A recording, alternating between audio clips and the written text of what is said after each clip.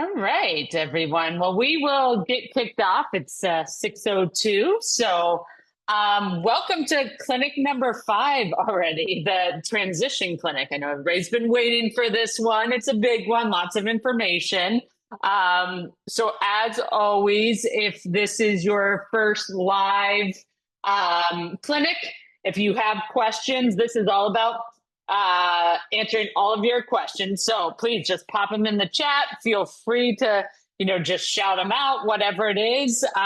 Again, doesn't have to be only transition related. And just remembering, as a first timer, if you have the question, somebody will be very thankful to you for asking it and getting it answered. So don't be shy. Again, my name is Gillian Faley, and I am one of the coaches of the First Timers program. We also have Coach Chris, who's going to be giving us all the tips and tricks for transition here tonight. So, kicking off, let's see. Yes, today's our 5th clinic. The last clinic is on August 13th, and that's going to be a preview to race day. So think about it as like a little prep for the course talk that you're going to have to go to if you're doing the Sunday race, the weekend of the triathlon. So we're going to give you a little bit of preview of timing, logistics, wave numbers, things like that at that clinic. Just some good QR codes that we've talked about in the past. If you're still not joined our Facebook group, join that. There's lots of questions going, and I love athletes answering other athletes' questions, cheering each other on. The middle is the link to Live Grit Soars, which is the organization that I am with, that we train youth to do the Chicago Triathlon. So if you are looking to volunteer or support a Chicago-based youth organization, check that out. And then Strava, if you haven't checked out the Strava group, join that. Just getting a little bit more about Live Grit Soars. Would love for everybody to check us out. Follow us on Instagram. We've got lots of showcasing a lot of our young athletes who are training for the Kids Tri on Saturday of the same weekend. So let's kick it off. Transitions 101. So we're going to do a little course map today of what we're going to talk about, because I love the word grit. That is going to be our course map. So we're going to talk about getting ready, rehearsing, initiating the plan, and time to shine. So grit. Again, I hope you've seen this 50 times by now, but just in case you rolled the dice and just signed up for whatever, popped up, here are the distances for the triathlon. For transitions, again, there are 2 transitions. I don't know why I just did 4. 2 transitions. We have T1, which is your transition from swim to bike. And then you have T2, which is your transition from bike to run. And then you cross the finish line.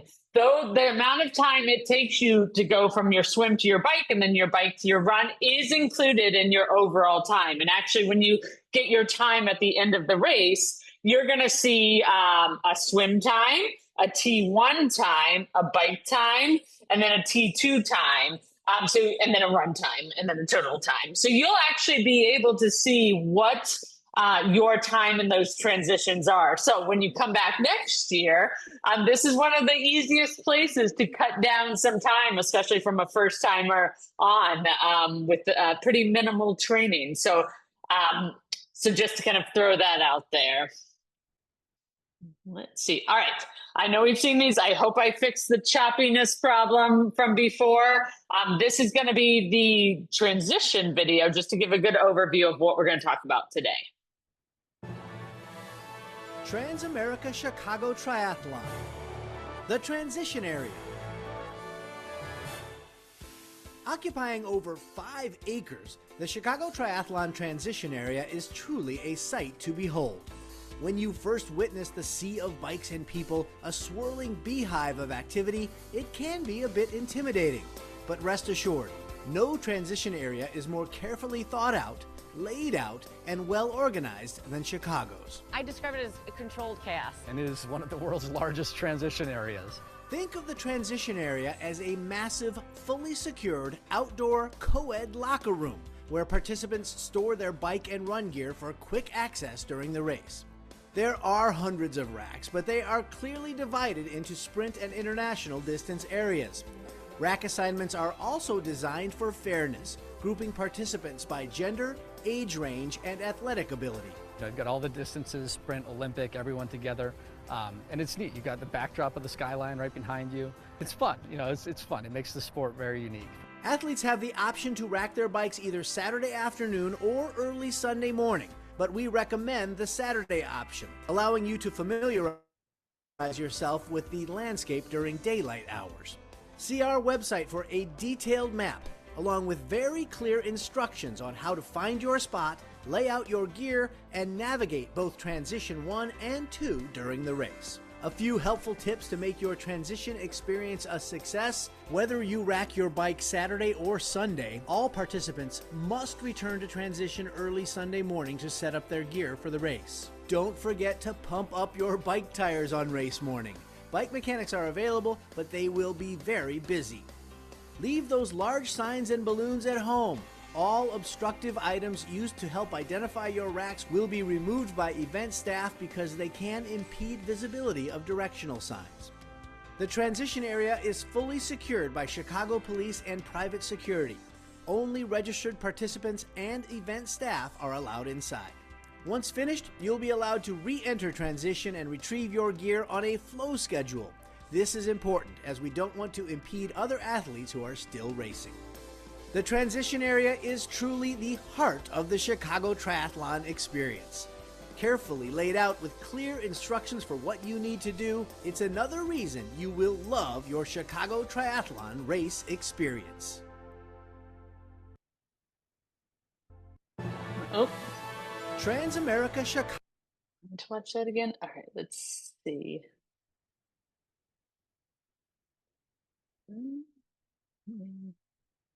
Get out of this. All right. We'll click back right here. Oops, here we go. All right, so that was a good overview. Again, visuals, being able to see what it looks like from above and on the ground. So I think I just saw Coach Chris put the video in the chat if you want to watch it again. So kind of to recap a little bit on schedule and timing and how that relates to transition. So if you're doing Saturday's race, so the super sprint, the super sprint doesn't start until 10 a.m. There is a kids race before. So if you do, want to get there 4.5 hours early, you can get there at 5:30 a.m. But you absolutely do not need to, unless you have a good reason, like somebody is racing the kids try or something. So then we're going to move to the 9 a.m. That's when transition officially opens specifically for the super sprint. And then if you look down on the schedule, it's I believe that transition closes at 9:45 a.m. So this is going to be a theme of what we talk about. It opens at 9 and closes at 9:45. At 9:45 on the dot, they are going to shut the gates to transition, and no athletes are going to be able to enter transition. So what this means is you don't want to arrive at 9:43. You want to have more than enough time to be in transition. You also want to have more than enough time if there is, if you have some kind of delay or something. So just thinking that the transition closing does not mean the time that you need to be inside transition. It actually means what time you need to have been inside transition and be ready to go to start the race. For the Sunday races, there's the sprint and the Olympic international distance. The Olympic and international goes first, and then the sprint. So again, there's two different transition openings. If you're doing the Olympic International, so the longer distance, that opens at 4 a.m. and closes at 5:45 a.m. So you have to be there during that time. If you're doing the sprint, you can go at that time, and the sprint distance area will be open. And as we'll see, they're kind of right next to each other. If you're doing the sprint transition, then it reopens at 6:30 a.m. and is open until 8 a.m. So that you, again, don't have to be there for 3.5, 4 hours ahead of time. So that is kind of the transitioning open and closing.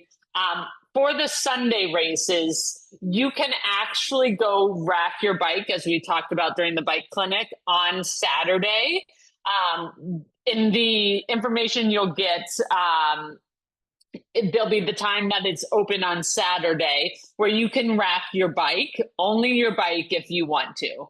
But you will still have to go to transition the morning of to put the rest of your stuff in there. So just don't think like I can do it on Saturday and then I can show up at race time. You still have to go in on Sunday morning. So just the transition area for the super sprint. We've seen this map before. It's just south of Foster Beach, the big orange box here. The entrance is going to be kind of on the south. Well, actually, I think that's a good question. I'm not even going to say where the entrance is. It'll be easy to see, and it sometimes changes, but it's not quite as massive as the Sunday race as far as where the size of it. A couple key things to know, though, is as we talked about, there is a kids race before. So there are a lot of people already at Foster Beach for the kids race. So that means if you're parking in one of the designated parking lots, which are it's at Wilson and then down, I think this is Montrose, that I would give yourself a minimum of 15 to 20 minutes to walk from those parking lots to the transition area. There is a path, but there's going to be a race going on. The kids are going to be going on the inner drive. So you have to take a path up to where transition is. And then also building in time that by that point, lots, it may take a moment to get a spot and such.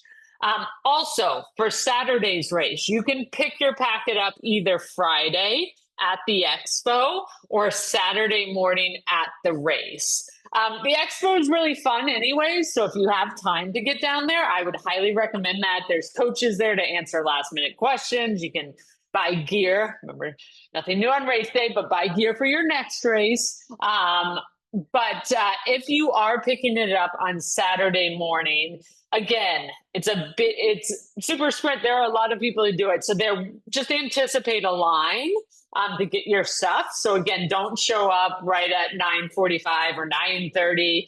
Just anticipate that there will be a line to pick up your packet. So if you're doing that Saturday, really give yourself more than enough time up there. And where this yellow dot is up here just to the west of the transition, that's where packet pickup is on Saturday morning. For the Sunday races, again, we've seen this map. The transition area is in the grassy area that we just saw in that drone video right by the yacht club. There are actually two entrances to transition.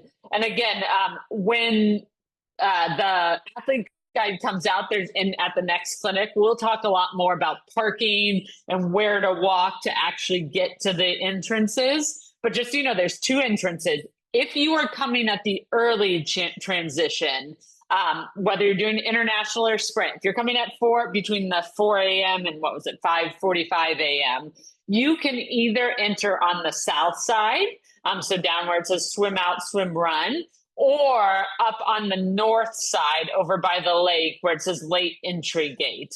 Both of those will be open for the early transition.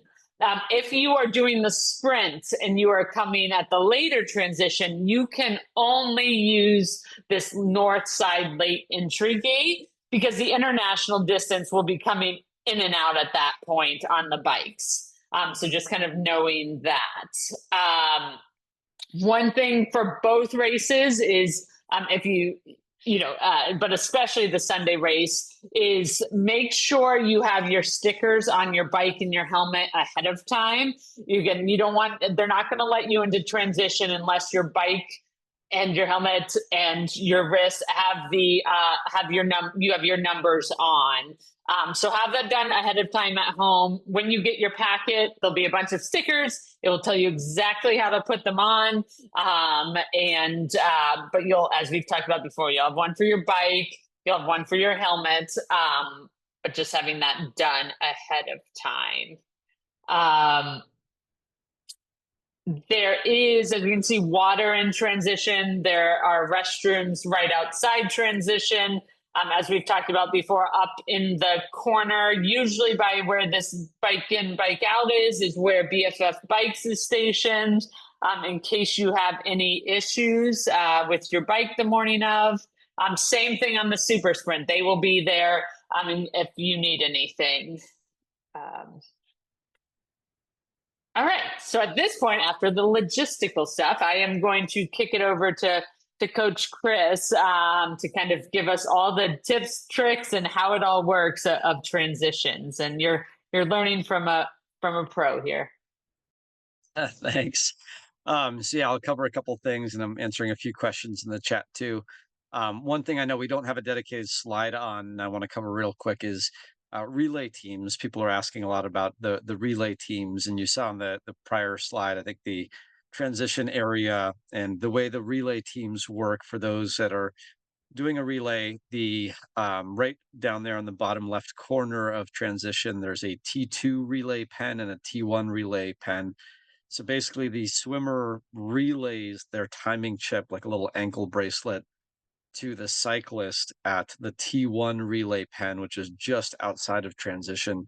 And only the cyclist then goes into transition, grabs their bike, goes out on the bike course. And then when they come back on the bike, they rack their bike and they run down towards the exit, the run out area. And then they hand that chip over to the runner at the T2 relay pen. So only the cyclist is the one that enters the actual transition area. But stay tuned for updates.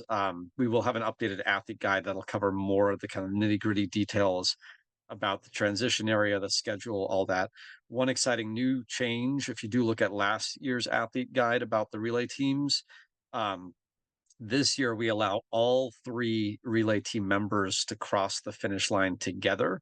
So we're going to actually have a special pen right at the finish line. So as the runner is going out on the run course, the cyclist and the swimmer can mosey on down to the finish line and wait for their runner. And then when their runner comes down the finish line, they can jump in for the last, 50, 100 yards to finish together as a team, get a nice team photo and whatnot. So that's a new exciting change that you'll see in the updated athlete guide published pretty soon. So just wanted to cover that. But yeah, the most important thing, if you're new to triathlon, is this whole transition thing, and figuring out the gear and the logistics is sometimes something you don't think about until race weekend. So it's good to plan ahead. If you're here now, that you're covering a lot of it and learning. And one of the biggest tips I have is to actually just start practicing. Put your gear together like we have in the photos here. Like you would on race day, like practice, whether you're practicing indoors on a spin bike at the gym, or outside, when you're doing a workout, try to practice the swim to bike and the bike to run transition. And in order to do it efficiently, pack your gear in these groupings. So you don't want to have everything be new on race day that you're not familiar with. So if you practice it just once, it really helps. And to stay organized, use this slide in particular as a checklist. Think about, okay, what gear do you need for the swim to start your day?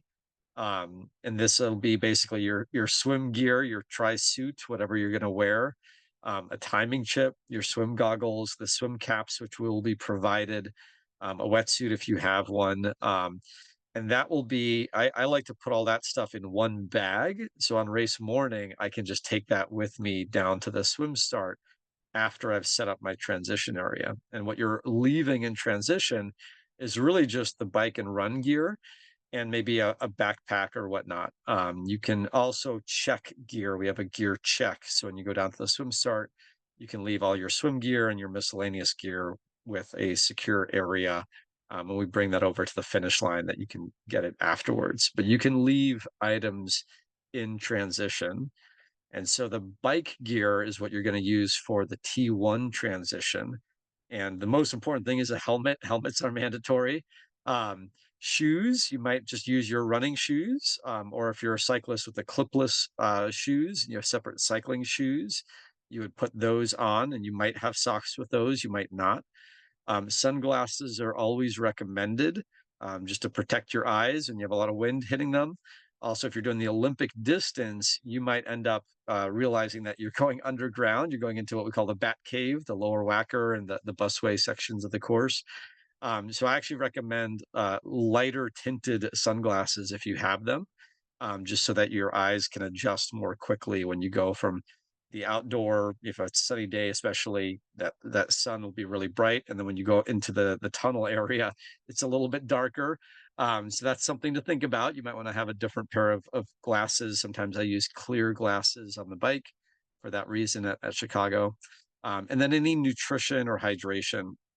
And to keep things simple, we usually recommend just leaving that on your bike. You leave your bottles, anything you're going to be using on the bike, just have it ready to go on the bike to keep things simple. And then the T2 bag for the second transition is really just your run gear. So you got your running shoes, you might have a bib number. So one thing that's new for runners, if you're used to doing running events, sometimes you're given a bib that you pin onto your shirt. In triathlon, you only need to wear that on the run course. So you don't need to pin that number on you for the swim or the bike. And what a lot of people do is they put it on an elastic belt. And so that item you only need to wear on the run course. You can leave that in transition with your run gear. Also, again, you might have sunglasses or a hat or a visor or something you want to wear. So that would be left for that T2 gear. If you have a different pair of shoes, different pair of socks, any additional nutrition, a gel, a running water hydration belt, if you have that. But there are hydration stations on the course. So there are not hydration stations on the bike, but there are on the run course. And you'll hit the first one about 1 mile in. There'll actually typically be actually a table right as you exit the transition area as well. So stay tuned on the athlete guide, and also at the course briefings. We'll kind of cover that in more detail in terms of, what products are going to be there at the aid stations and whatnot. And then miscellaneous, you might want to have a checklist of like, hey, what are all the other little things that I might need? If you have long hair, you might want a hair tie. If you want to apply sunscreen, sometimes people take the time to do that in transition as well. Some people like to have a towel just to dry off, if your feet are wet. I recommend having a really bright colored towel or transition mat. Sometimes people get like a rubberized transition mat to put down and keep their things organized. And you can see in the photo down here the difference between someone who looks like they've probably done a few transitions. They keep it really simple with just a pair of running shoes and cycling shoes. And then the person on the right has everything just in a pile. So not very well organized. They might be shuffling through things. Their bag is maybe in the way. Their shoes are hidden off to the back. So really think about just practicing, laying things out in this manner. And what I like to do is organize my gear bags. So I have a gear bag for T1, a gear bag for T2, and I actually put them inside little drawstring bags or Ziploc bags in my backpack. So when I come to transition, I pull out one bag for my T1, one bag for my T2, and I have everything organized. I actually write out with a Sharpie on each bag my checklist of what items I want in each transition. So using a checklist really helps to ease that. If you're a little anxious about the transition, just spending a couple minutes just to write things down really does make a big difference. And like I mentioned, you want to practice, you want to rehearse. You have a great photo here on the top that someone that looks like they've really organized their transition area nicely. They got their visor, sunglasses, water bottle, bike helmet, running shoes, everything laid out. making sure that you can keep it as compact as possible is important because as you can see in the photo on the bottom here, there is a lot of bikes in transition and they are very tightly packed. So you're not going to have like a ginormous beach towel worth of space. Typically, the rules in triathlon, the USA Triathlon has the governing body of the sport has rules about how you're supposed to set up your transition area. And one of the rules is you're supposed to only use the space alongside, so adjacent to your front wheel. So if you look at the photo on your right-hand side, you can see that that person laid out their helmet, their cycling shoes, their running shoes, everything adjacent to their front wheel. So it's actually not sticking out beyond the front of the front wheel. You need to have it adjacent to, but not sticking out in the walkway area because you don't want people kicking over or running over your gear. So it's basically between the front wheel and the pedals of the bike. And in transition at Chicago, it is the world's largest triathlon. You're going to have handlebar to handlebar. It's going to be pretty tight. So the more you can keep it compact, the better. I tend to actually use less space than what's pictured there. Just like one long little strip of about 12 inches by 3 feet is what I'll generally use. So have a small towel. The towel is also helpful if it's a bright color, something that's easy to recognize, so that when you run back into transition with your bike for T2, you can spot your area very quickly. Um, Most of the transition area will be laid out with kind of a rack like you see in the photo on the right, and you mount your bike by the saddle. And that way it's easy to get the bike off in the direction that you want to run. Some races, if it's windy, they'll have you rack your bikes by the handlebar, but Chicago, it's a very tight transition area. So we have you rack by the saddle. And again, you set up on the ground right in front of your front wheel. But keep it simple, make it, as we say, make it impossible to forget anything. Have just what you need laid out, have everything else, in a gear bag or under your bike a little further under the rack. And just think about keeping everything as simple as possible. If you are using running shoes with laces, make sure maybe those are unlaced so you can save a little time and just lace them up and go. Or if you have elastic laces, which a lot of people use for triathlon, you don't have to worry about that. But even your cycling shoes, if it has like a Velcro strap, like have it in the open position so it's ready to be put on. And just spend the time to practice that. So a couple of tips. We actually, with a couple of our local teams, I help do transition clinics, and we actually set up racks and we practice going through. So I'm going to mention a couple of tips here, and then we're going to watch this video and you'll see a couple of specific tips. But the main thing, like I mentioned, pack your gear if you can in T1 and T2 bags. My pro tip is to actually put them in big Ziploc bags. Like Ziploc makes a big bags, they call them, that are the size that you can put a couple pairs of shoes in even. So you can organize your gear in case it's rainy and you want to keep your stuff dry. But when you practice transitions, practice in different ways. Like some people like to sit down on the ground and put their shoes on. Some people like to do it standing up. If you get a little dizzy balancing on one leg, you might want to sit down and practice both and see which one you might do faster. Time yourself, have a friend or family member cheer you on, try to make it like a race environment, where it's a little higher intensity. And so that way you're practicing just like Ray's say. But one thing people don't practice, which I'll cover here in this video in a second, is running with your bike. If you have cycling shoes or whatnot, just getting familiar with how to efficiently navigate getting through transition. But like I said, you want to practice everything. You want to practice mounting and dismounting your bike as well. Really thinking about, how do I do that? And then also keeping things very, very simple. One thing I always like to encourage people to have is a mantra. There used to be a podcast by a couple of guys called The Age Grouper, and they had a mantra that was sock, sock, shoe, shoe, glasses, helmet, go. Sock, sock, shoe, shoe, glasses, helmet, go. So it's just like a little jingle, a little something to remind you of how simple your transition should be, especially for that T1 transition. So I call it sock, shoe, glasses, helmet, go, just to have it in the order where you're just putting one foot on at a time, so that you're balancing yourself out. But yes, do not, I see a couple of questions on this too. Don't lock your bikes onto the rack. You don't have to worry about the security that the area is covered. But yeah, let's play this video and we'll see a couple tips here. record this. Two other quick tips on transitions. So the one thing that I did that helped me go a little bit faster for the second transition was having anything I need for T2 bundled together. So my belt and my hat, I just had bundled together like this. And so when I came in for T2, once I dropped my bike, took my helmet off, I just grabbed this and ran, and I put everything on while moving. So anything you can do while moving saves a lot of time.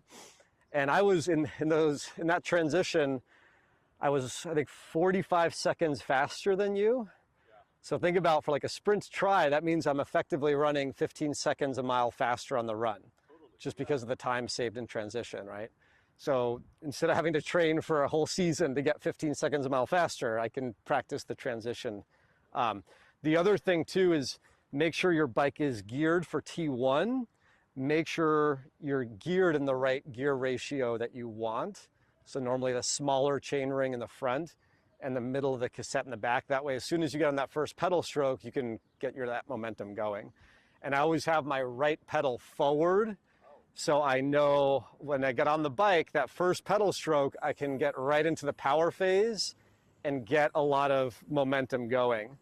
And the other thing on running with the bike, I think I might have mentioned this, run with the bike ideally holding the saddle and standing far away. So if you're taking a full stride, your foot is not going to clip the pedal. Some people, if you're not comfortable running without holding the handlebar, you can hold the stem here, but then stand near the front wheel and run again with the bike a little further away from you. But if you hold the saddle, all you need to do is lean the bike to turn the handlebar. So if you want to go right or left. And if you're trying to get around a tight corner, lift the rear wheel up and you can spin the bike around a corner a lot more easily. So practice running with the bike at the speed that you want to, if you want to save a little bit of time. But let's practice real quick. Do another quick run, see if we can go any faster. So we'll start with our swim gear on. The world's fastest triathlon.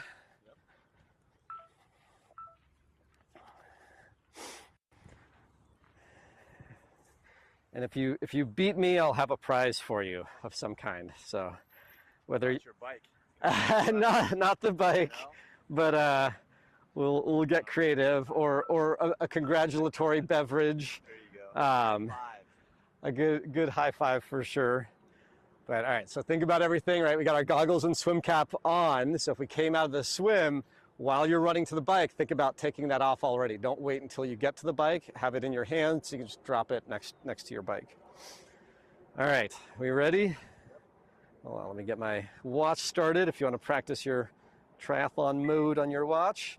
All right, here we go. In 5, 4, 3, 2, 1, go.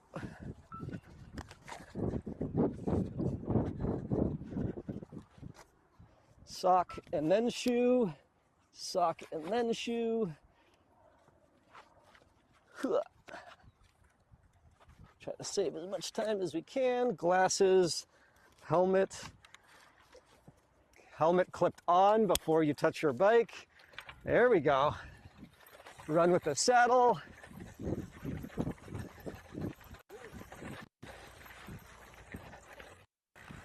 Practice a little quick jump on the bike, like turns.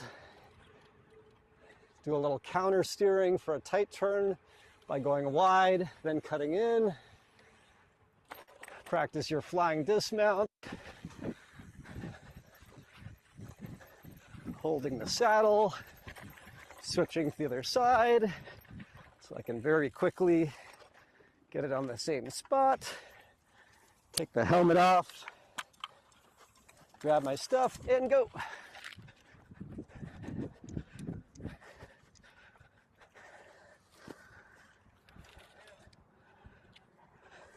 So you'll notice, obviously, I've done a few transitions, so I've practiced running with my bike, and the other athlete there has not. So you might have noticed how he fumbled trying to hold the bike by the saddle, and that's why it's important to practice these things before race day. think about those little nuances, whether you're walking with your bike, running with your bike, how to save a little bit of time, mounting and dismounting with other people So around can even I sometimes got be to a little practice and nerve-wracking. save about 3 to 5 seconds. For me, that was about 5% faster. Tarek doing it, woo, three seconds faster. So got a little bit faster. Ooh, biggest improvement. Nice job, under 2 minutes. You joined the sub 2 minute club. Yeah, I didn't have my biking shoes too, so technically you had an advantage. I just had to put my running shoes on. Oh, okay. So if you ever do like a super sprint triathlon, even competitive athletes will sometimes not do cycling shoes. Oh, really? Just to save time in that second transition. Yeah. But anyhow, it's just good to practice transitions. Do it once or twice. See if you can get a little bit faster and practicing. I can skip the rest of the So like video for me, here. I didn't have to change shoes for. Yeah, there we go. I That didn't gives you know a if good there were idea. any Just last minute tips in there. Yeah. yeah, no, I think they're. I'll share this video too. I'll put it in the first timers group in case people want to watch it again. But the goal there is just to think about practicing. Sometimes until you actually go through the motions, there are little details that you don't think about. So it's always good to go through, and especially if you get the opportunity to practice it with other people. If you're part of a triathlon club, a charity team, or whatnot, a lot of the clubs and teams do practice transitions. And you can learn a lot just by going through the motions yourself. The other thing I would encourage you here, we actually I put a link and a QR code to the Super Try YouTube channel because they post a lot of Instagram reels and videos of all the pros doing their transitions. So you can watch here how quickly the pros literally put their shoe on, drop their helmet, and go. So they are doing their transitions in under 20 seconds in most cases. So if you really want to see some dialed in transitions, I would encourage you to watch some of these videos just to see how simple they keep it.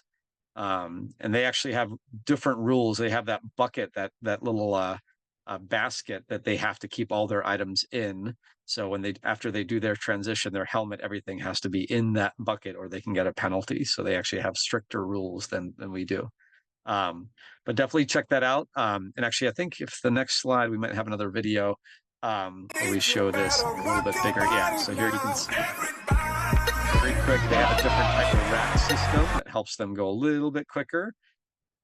Made for TV, but it's a very, very neat thing to see. And some of the videos, you'll see the pros making mistakes as well. Last year, I think at the championship event, one of the pros couldn't get their helmet off, and they did the entire run wearing their bike helmet.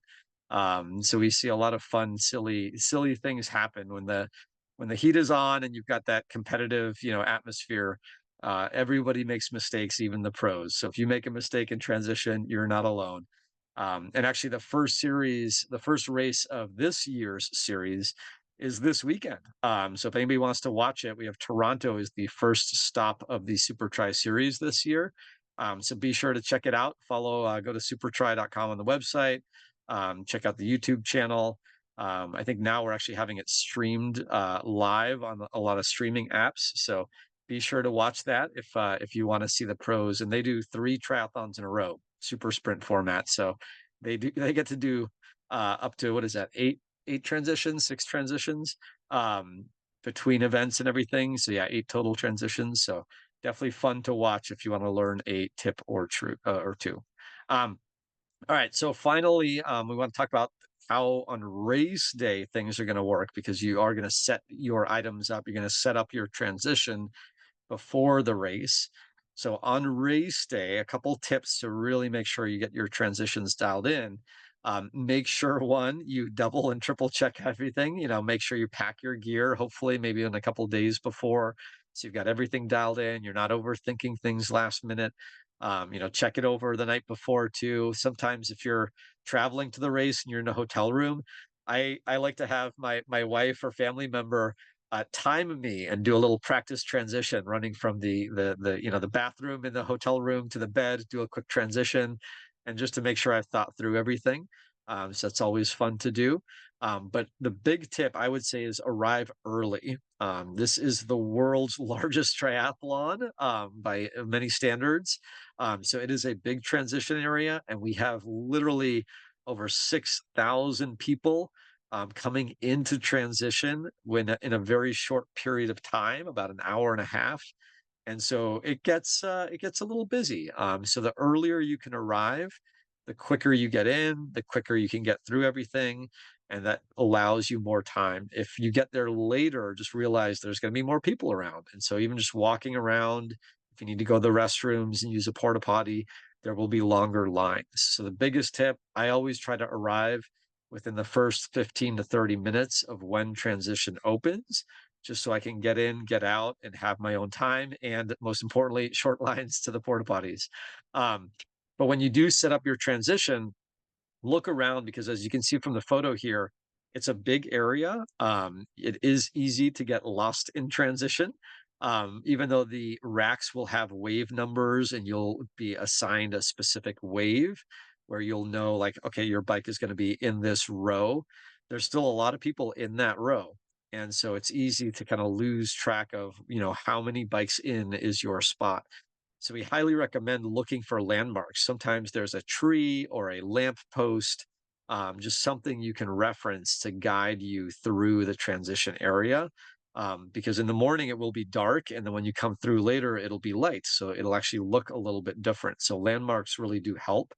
And then stick to your plan, but also walk all 4 routes of transition. Sometimes people don't think about this, but you're walking from the swim in area to your bike, and then from your bike to the bike out arch. And then when you finish the bike, you're going from the bike in arch back to your bike, and then from the bike to the run out. So there's technically 4 different routes that you're going to take during the race.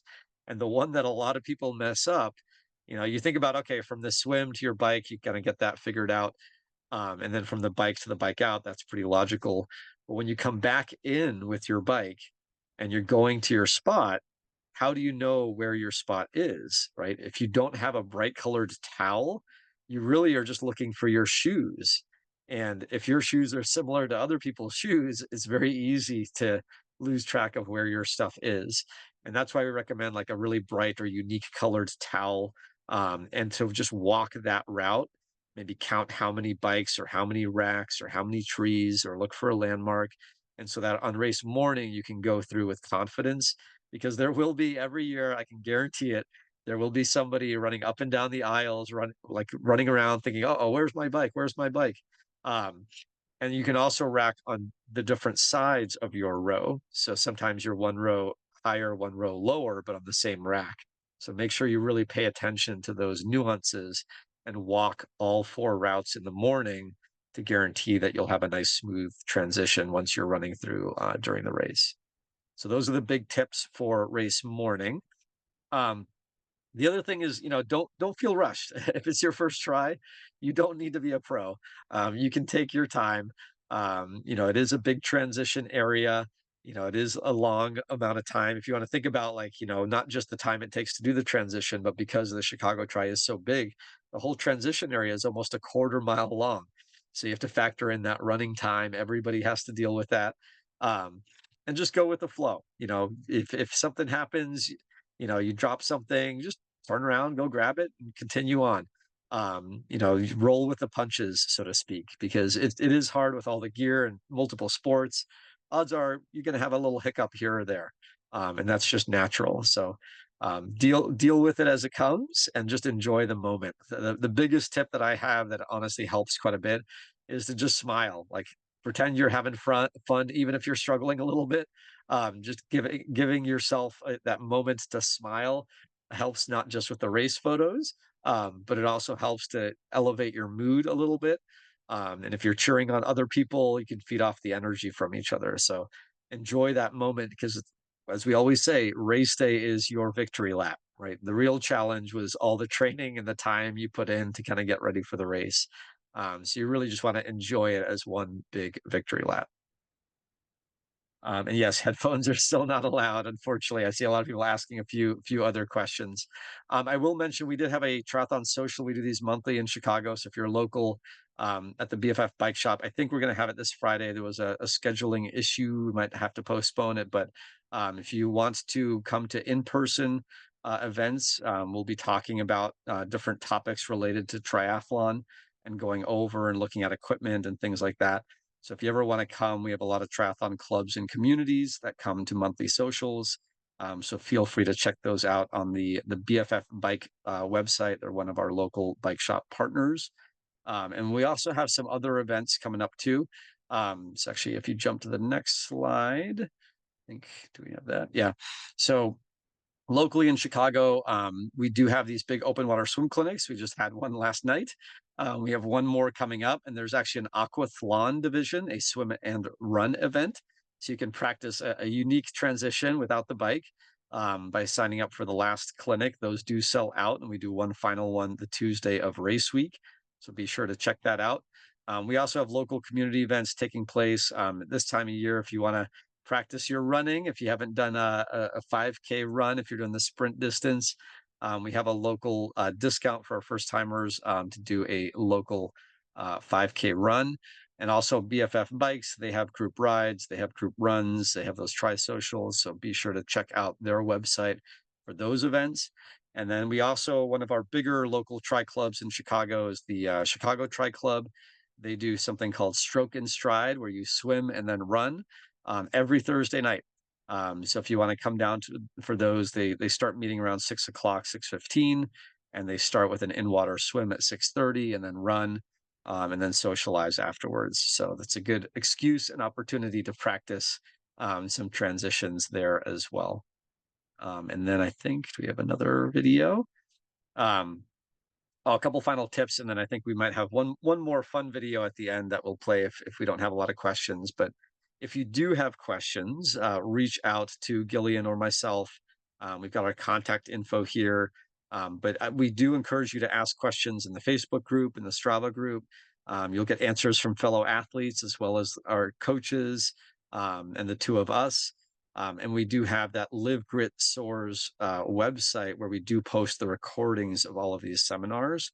So be sure if you missed one, you can go back and review all of these. We'll have the recording from this one posted there as well. And then we'll have the final clinic coming up, and that's really to cover more of the race day preparations, the details on August 13th. So stay tuned for that. And then I think, do we have one more slide? Let's see. Yeah, so here's a fun one if you want to watch the pros practicing transitions. These are some of our Super Tri pros from a couple years ago. We make these fun videos every so often on a transition challenge. So let's watch this and we'll wrap up with some final Q&A. That's good. This is a hard one, doing an impression of you. I kind of speaking out the nose a bit more. Yeah, how do I do it? I want to do 100 meters more. He's kind of the clown in the group. Like, he's memorizing jokes so he can be able to tell them to other people.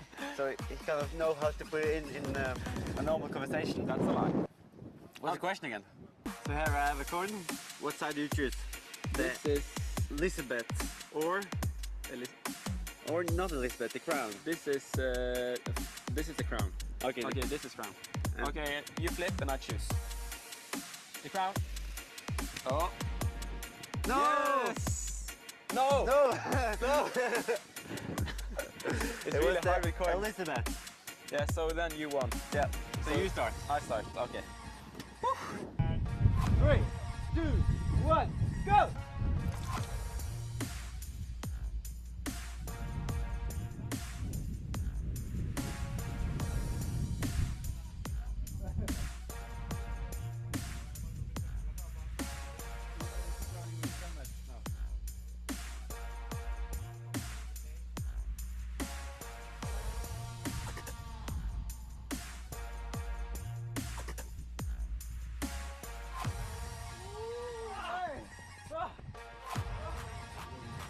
That's gonna be hard to beat.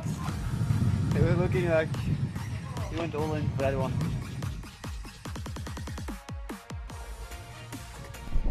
Is the audience ready? ready? I heard one. Okay. Athlete ready? Yes. 3, 2, 1, go! Oh, he looks good. 1, 2 out. Other out.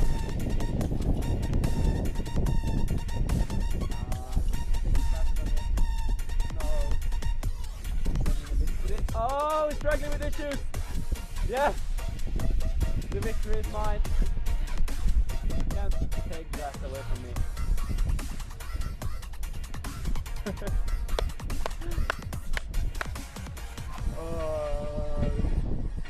Yeah.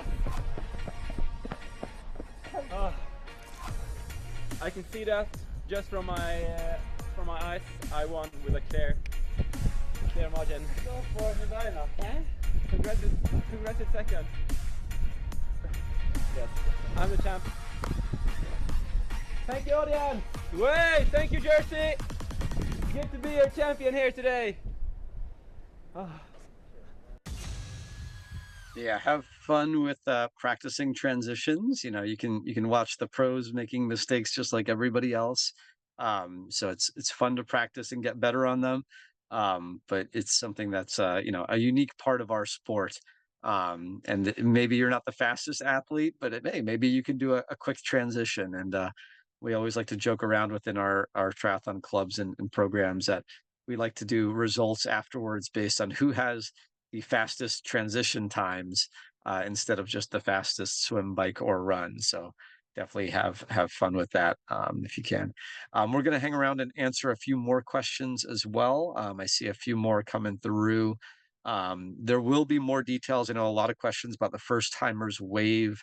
The waves have historically been done by age and gender if you opted out of the first timers program, but the first timers wave is kind of treated as a separate wave on both the sprint and the Olympic. This year we are looking at actually having the waves be done by estimated swim time. So depending on the distance of event that you signed up for, you know, if it's the Saturday races, a super sprint versus the sprint and Olympic on Sunday, the waves might be done a little bit differently, but they'll still be in waves. And your transition area, you can pick anywhere on that wave rack. We don't do individual numbered spots like some races might do.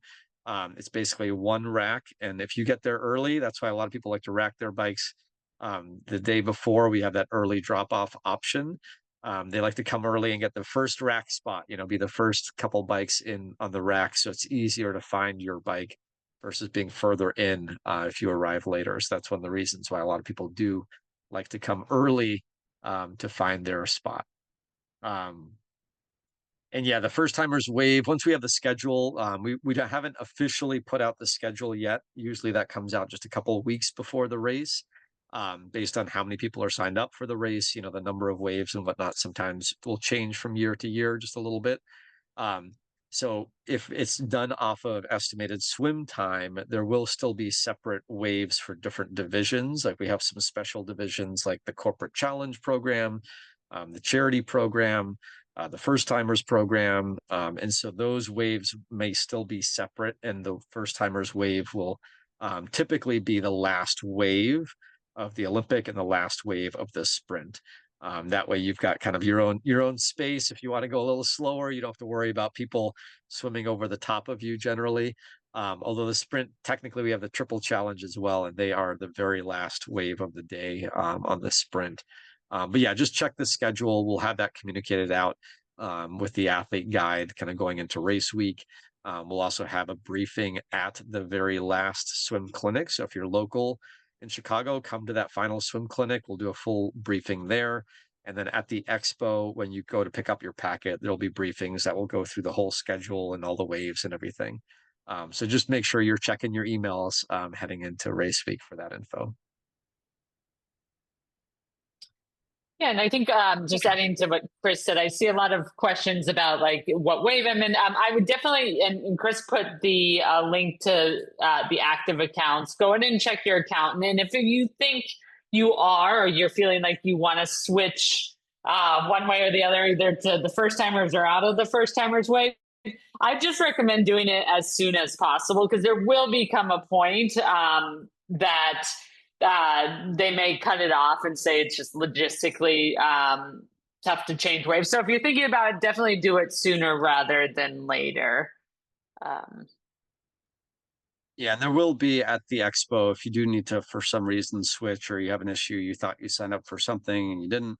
There is an athlete services solutions desk, so you can go there and they can help you get switched if you need to get switched. But yeah, the nice thing with the active.com registration system is you can go in to your active.com account, and under your race registrations, you can go and hit edit registration. And that's where you can go through and look at the form, see all the fields that you filled out.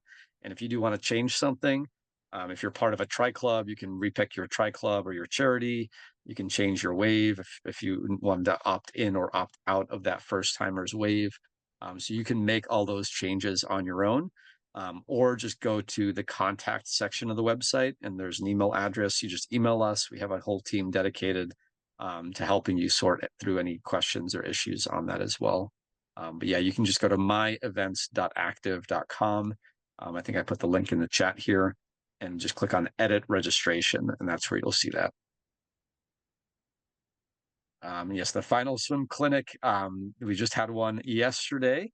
And they're every 4 weeks. So the next one is going to be the final one, the Tuesday of race week. That's August 19th. I definitely recommend to sign up for that now if you want. They do sell out. I think we had almost 500 people at the last swim clinic. So we have a lot of options there, beginner, intermediate, advanced. We have the timed swim. We have the aquathon race. So there's a lot of options there to get yourself race ready on race week. I think that is everything. Yeah. Anybody has any last minute questions, pop them in there, but you can always add them. We'll get this obviously posted in the Facebook group as soon as possible. So if, always feel free to put questions in the comments of the video, and yeah, we'll see everybody at August 13th for our final clinic. Yeah, I'll see you guys in transition on race day too. I'm doing all the events. So if you see me in there, feel free. I'm happy to give you a high five in transition. And yeah, we'll see you for the last clinic coming up soon.